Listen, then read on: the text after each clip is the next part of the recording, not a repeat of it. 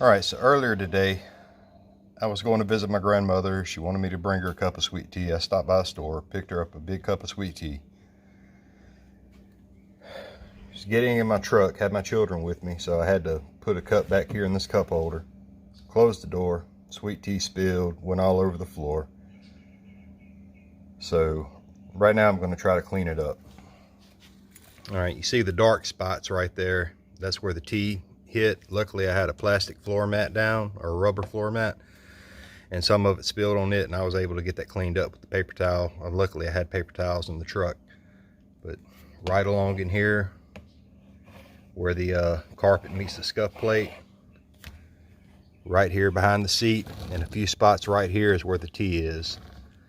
What I'm going to do to try to remedy this is I'm going to hit it with the shop vac, try to pull all the moisture up. Then I'm going to put down a carpet cleaning chemical, let it set, then I'm going to extract it, and I'm going to try to pick this up. As of right now, it's pretty dry to the touch, so this staining right here is from the tea. And this up here is pretty stiff, so that's probably from the tea drying and the sugar being in it. So let's go ahead and hit it up with the shop vac.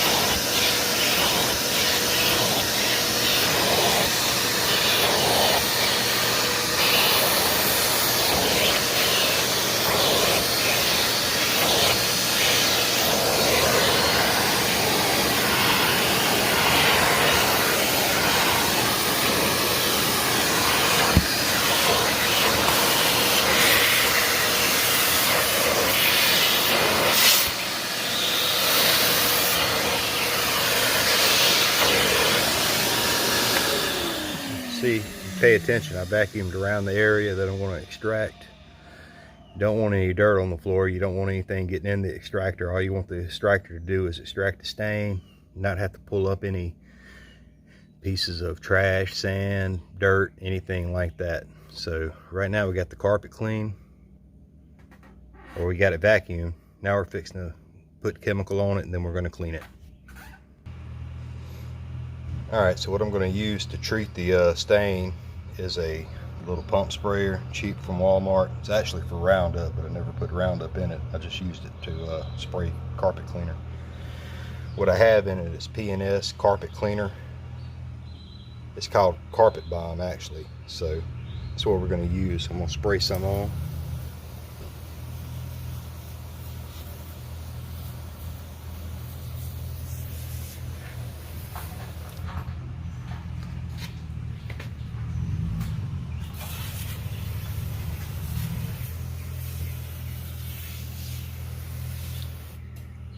All right, now that we got it sprayed, we're going to use the drill brush, scrub it down real good, try to get any of the staining up, and let that chemical get off in the carpet fibers real good to try to get the sweet tea out.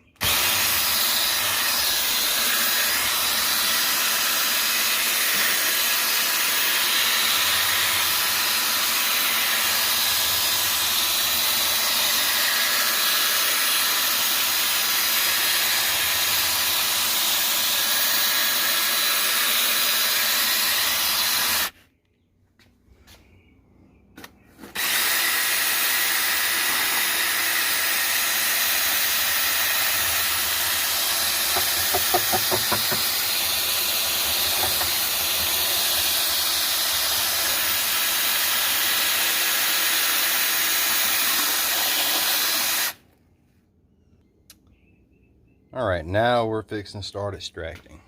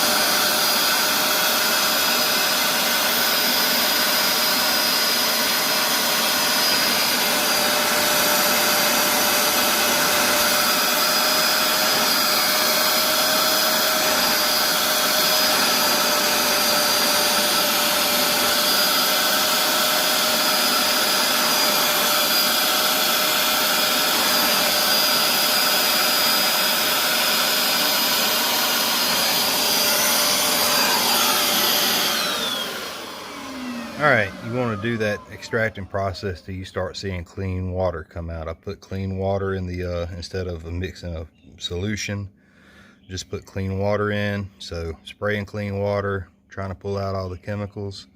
You do want your you do want in the final end, before you start trying to pull up all the liquid out of the carpet, you do want to make sure you're getting clear water coming through the nozzle right here.